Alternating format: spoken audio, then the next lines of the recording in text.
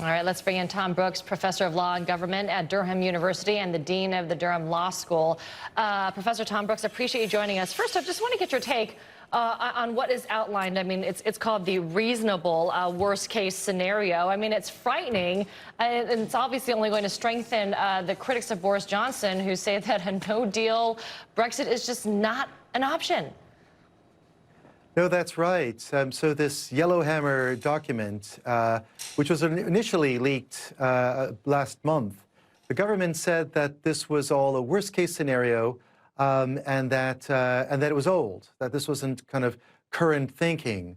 They were then forced, because the government does not have a majority in Parliament, to release its updated version. It turns out that this is all their baseline for planning Brexit. That it is actually the current position, which is a real disaster in terms of not having fresh food and water coming through. There's been water shortages as well, in addition to disruption at the border and unrest on the streets. You know, this wasn't the stuff of the so-called folks for Remain doing some kind of fear-mongering scare stories. This is what the government, led by the leader of the Vote Leave successful EU referendum Brexit line, what his people are believing is going to happen. It's really shocking stuff and alarming. Alarming on how little preparation the document says there's been for no deal. The government really hasn't been doing what they said they did.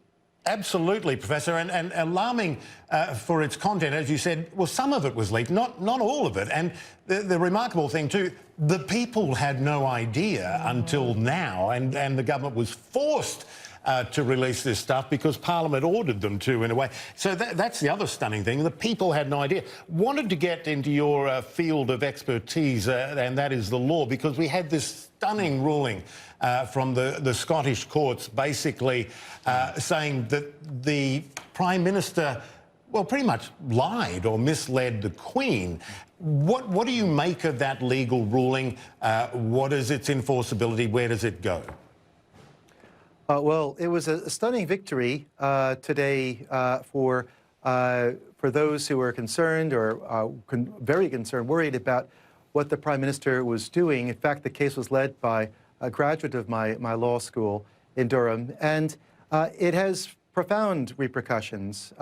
It's the first time ever that a Prime Minister has been found to have lied to Her Majesty or any other monarch, and certainly any time I can recall, that the advice he gave her was unlawful to suspend her Parliament, and that therefore Parliament's suspension was therefore null and void, that it ought to be reconvened immediately by order of the court. And I mean, really extraordinary stuff. And any other time Prime Minister found out in this way would have resigned, but we are not in normal times. So the effect of this is of the Prime Minister not only lying to the Queen, but also lying to Parliament, lying to the public about the reasons for suspending Parliament. The court found it was to stop scrutiny of the executive by the Parliament. It was to try to prevent Parliament from getting in the way of the Prime Minister's plans. And just another incredible crippling blow on Boris Johnson. Well, I mean, immediately the Parliament's not going to be recalled. I mean, this is going to go to the Supreme Court next Tuesday. And let's say the Supreme Court, the UK Supreme Court deems, yes, Boris Johnson did indeed lie to the Queen. His suspension was indeed unlawful. I mean, that would be the end of Boris Johnson, right? I mean, constitutionally, is there going to be a crisis here? I mean, who becomes Prime Minister next? I mean, how does this all happen? If not the Tower of London. If not the Tower of London. It would have been that way a couple of hundred years ago.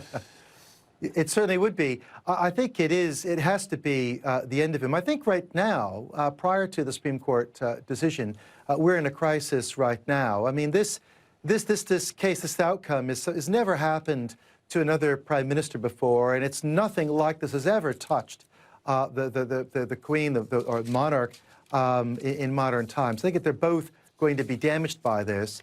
The fact that the Supreme Court has decided to hear this on the 17th doesn't mean that, therefore, Parliament should not be reconvened. That is, the Scottish court made clear that it ought to be. It's the view of the government that it doesn't want it wants a suspension to continue, regardless of the fact of being found to be unlawful, irrespective of what the Supreme Court might say.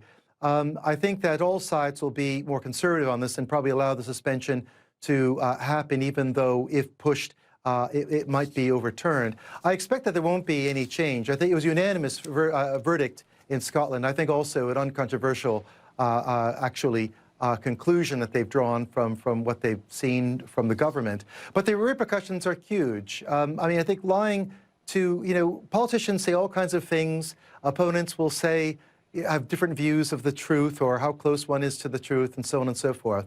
But to be found to have misled and lied in this way on something so grave as trying to silence criticism of the executive, trying to change the law by stopping Parliament from sitting, is kind of territory that we've never been in before. I mean, the trust between Prime Minister and monarch has always been something that is sacrosanct, and certainly we are in uncharted waters.